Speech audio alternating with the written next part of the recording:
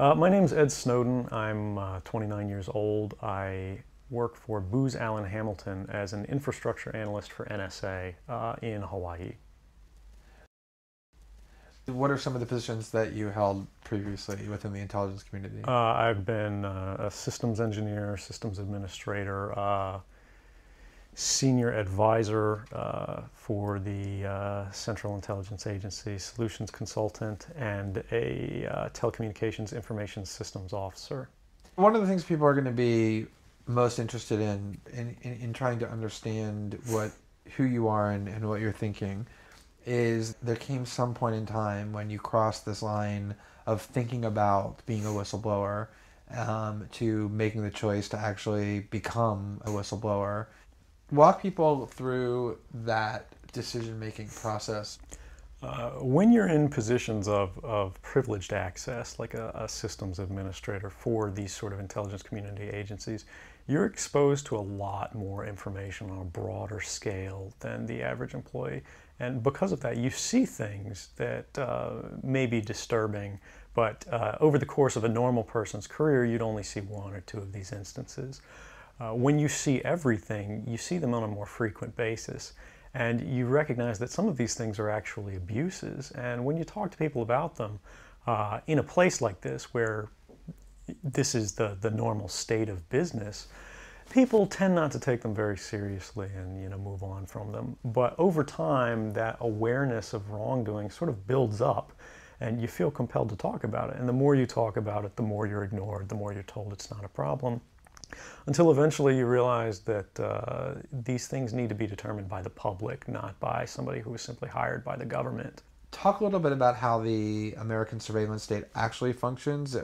Does it target the actions of Americans?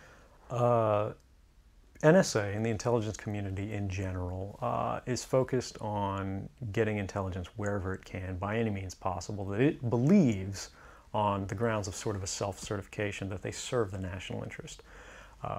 Originally, we saw that focus very narrowly tailored as foreign intelligence gathered overseas.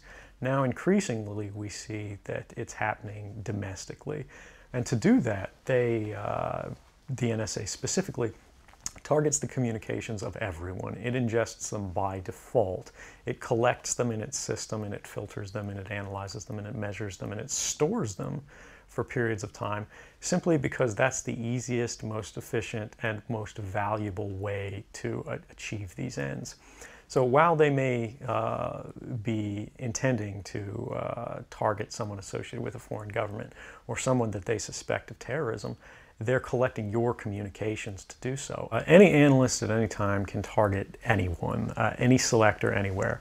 Where those communications will be picked up depends on the range of the sensor networks and the authorities that that analyst is empowered with. Not all analysts have the ability to target everything, but I, sitting at my desk, certainly had the authorities to wiretap anyone, from you or your accountant to a federal judge to even the president if I had a personal email.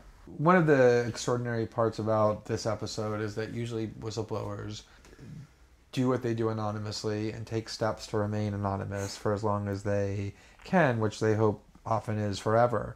You, on the other hand, have decided to do the opposite, which is to declare yourself openly as the person behind these disclosures. Why did you choose to do that? I think that the public is owed an explanation of the motivations behind the people who make these disclosures that are outside of the democratic model. When you are subverting the power of government, that's a fundamentally dangerous thing to democracy.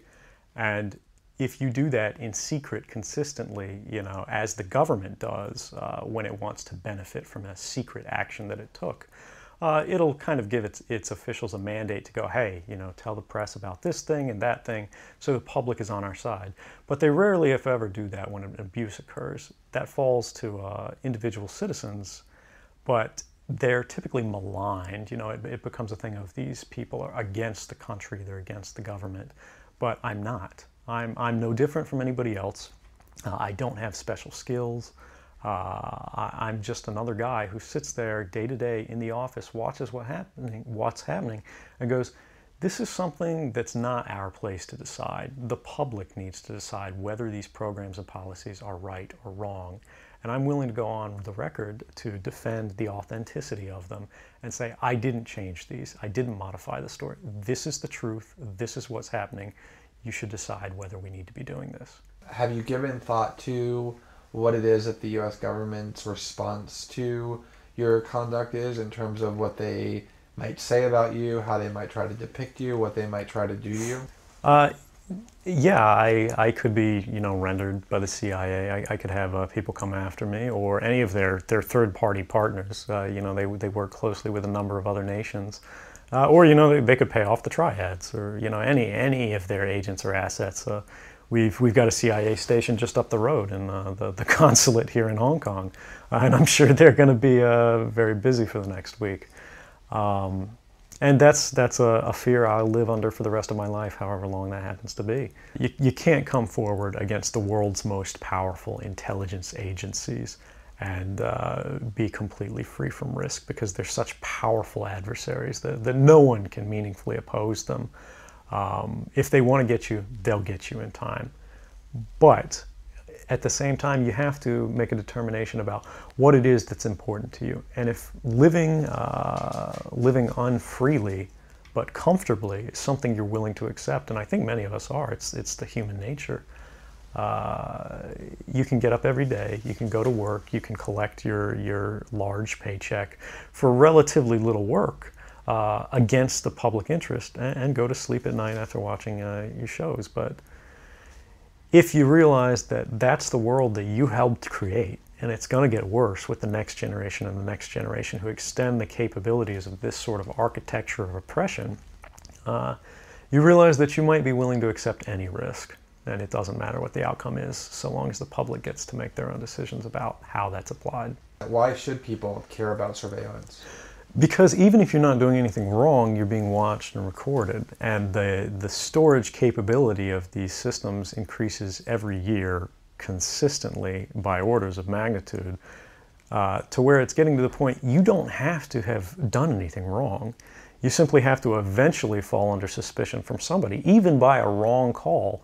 And then they can use the system to go back in time and scrutinize every decision you've ever made, every friend you've ever discussed something with, and attack you on that basis to sort of derive suspicion from an innocent life and paint anyone in the context of a wrongdoer. We are currently sitting in a room in Hong Kong, which is where we are because you've traveled here.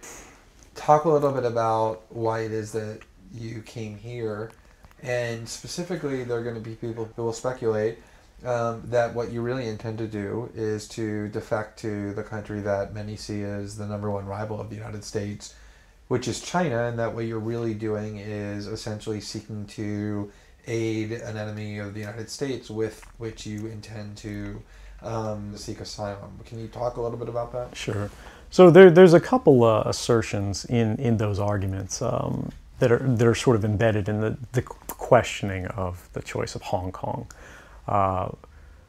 The first is that China is an enemy of the United States. It's not. I mean, there are conflicts between the United States government and the Chinese PRC government, but the peoples inherently, we don't care. We trade with each other freely. We're not at war. We're not in armed conflict, and we're not trying to be. We're the largest trading partners out there for each other.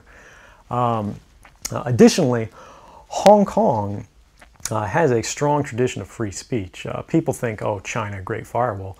Mainland China does have significant restrictions on free speech, but the people of Hong Kong have a long tradition of protesting in the streets, of making their views known. The internet is not filtered here, no more so than any other Western government. And I believe that the Hong Kong government is actually independent in relation to a lot of other leading Western governments. If your motive had been to harm the United States and help its enemies, or if your motive had been personal material gain, were there things that you could have done with these documents to advance those goals that you didn't end up doing? Oh, absolutely. I mean, anybody in the positions of access with the technical capabilities that I had could, suck out secrets, pass them on the open market to Russia. They always have an open door, as we do. I had access to, the full rosters of everyone working at the NSA, the entire intelligence community, and undercover assets all around the world, the locations of every station we have, what their missions are, and so forth. If I had just wanted to harm the U.S., that you could shut down the surveillance system in an afternoon. But that's not my intention, and I think for anyone making that argument, they need to think, if they were in my position, and you live a privileged life, you're living in Hawaii in paradise and making a ton of money, what would it take to make you leave everything behind? The greatest fear that I have regarding the outcome for America of these disclosures is that nothing will change. People will see in the media all of these disclosures. They'll know the lengths that the government is going to grant themselves powers unilaterally to create greater control over American society and global society. But they won't be willing to take the risks necessarily to stand up and fight to change things, to force their representatives to actually take a stand in their interests. And the months ahead, the years ahead, it's only going to get worse until eventually there will be a time where policies will change, because the only thing that restricts the activities of the surveillance state are policy. Even our agreements with other sovereign governments, we consider that to be a stipulation of policy rather than a stipulation of law. And because of that, a new leader will be elected. They'll flip the switch, say that because of the crisis, because of the dangers that we face in the world, some new and unpredicted threat, we need more authority, we need more power, and there will be nothing the people can do at that point to oppose it, and it'll be turnkey tyranny.